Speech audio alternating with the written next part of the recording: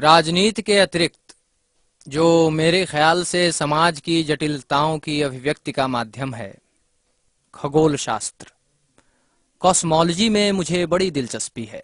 जहां ब्रह्मांड अनंत दिक्काल में प्रकट होता है, जहां आकाश गंगाएं ब्रह्मांड की सतत विलुप्त होती सरहदों में एक दूसरे से तेजी से दूर चली जाती हैं, जहां तारे अस्तित्व में आते हैं, चमकते हैं और विस्फोट के साथ मृत्यु का वर्ण करते हैं, और जहां बिल्कुल साफ साफ गति वस्तु के अस्तित्व की प्रणाली है। गति अर्थात परिवर्तन और रूपांतर हमेशा निम्नतर स्तर से उच्चतर स्तर की ओर, प्रसंगवश मानव समाज के अस्तित्व की भी प्रणाली है। कोई विचार परम नहीं होता, कोई समाज पूर्ण नहीं होता। जब जब किसी समाज को किसी परम विचार का मूर्त रूप माना गया, तब तब उसकी गहराइयों से उठे भूकंप के झटकों ने उसकी बुनियाद को हिला कर रख दिया है, और तब चारों ओर फैले निराशा के घुप अंधेरे के बीच नए सपने खिलखिला उठे हैं।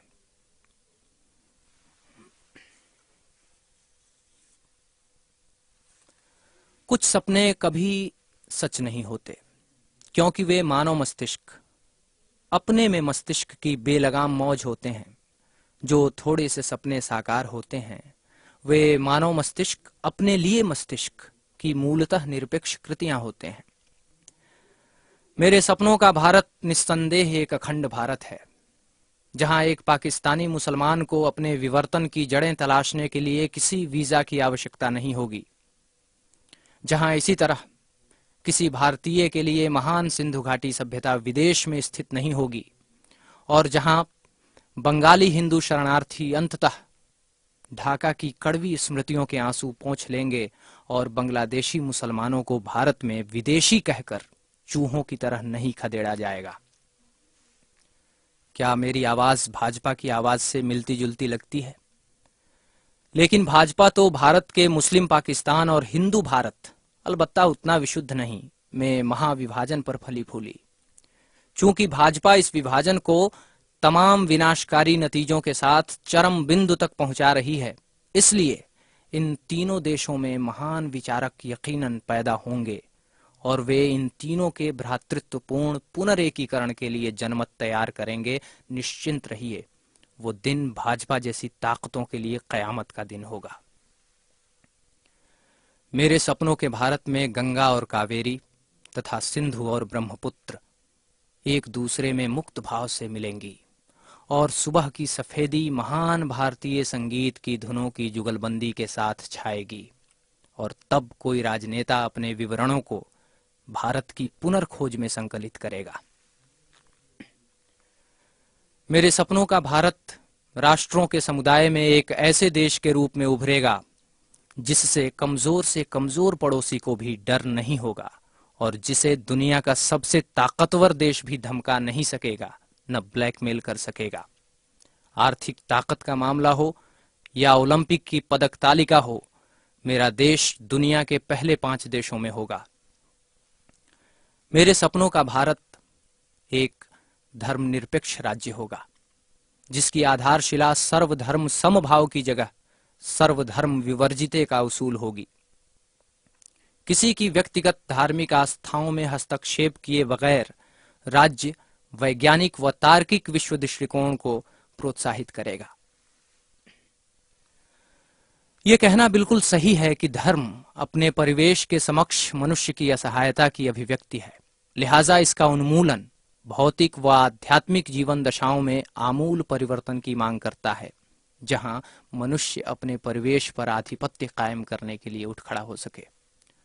भारत में जब कभी अनुदार दार्शनिक विचार प्रणालियां जनता पर पहाड़ बनकर लद गई हैं, तब तब यहां हमेशा सुधार आंदोलनों का उदय हुआ है।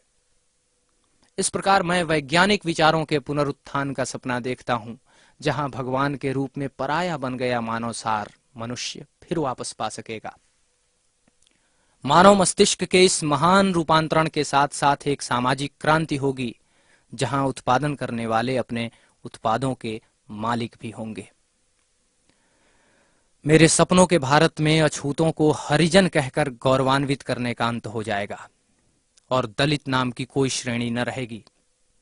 जातियां विघटित होकर वर्गों का रूप ले लेंगी, जिसके हर सदस्य की अपनी व्यक्तिगत पहचान होगी।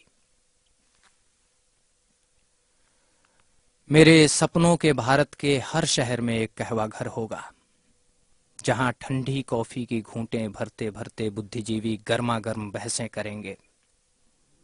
वहां कुछ वेदना विदग्ध व्यक्ति धुएं के छल्लों के बीच अपनी प्रेयसियों के प्रतिरूप तलाशेंगे, तो कई अतृप्त हृदय कला व साहित्य की विविध रचनाओं की व्याख्याओं से मंत्रमुग्ध हो उठेंगे।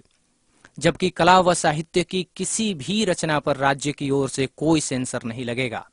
वहां तमाम सार्वजनिक स्थानों में धूम्रपान सख्ती से मना रहेगा, बेशक कहवा घरों को छोड़कर।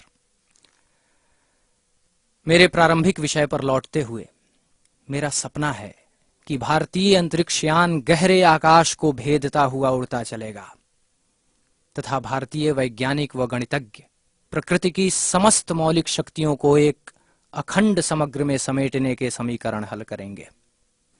अंततः मेरे तमाम सपनों की मां मातृभूमि है, जिसके हर नागरिक की राजनीतिक मुक्ति को सबसे ज्यादा कीमती समझा जाएगा, जहां असहमति की वैधता होगी और जिस व्यवस्था में थिएनानमेन को नैतिक रूप से शक्तिशाली राजनेता व जन मिलिशिया की निहत्थी शक्तियां निपटाएंगी।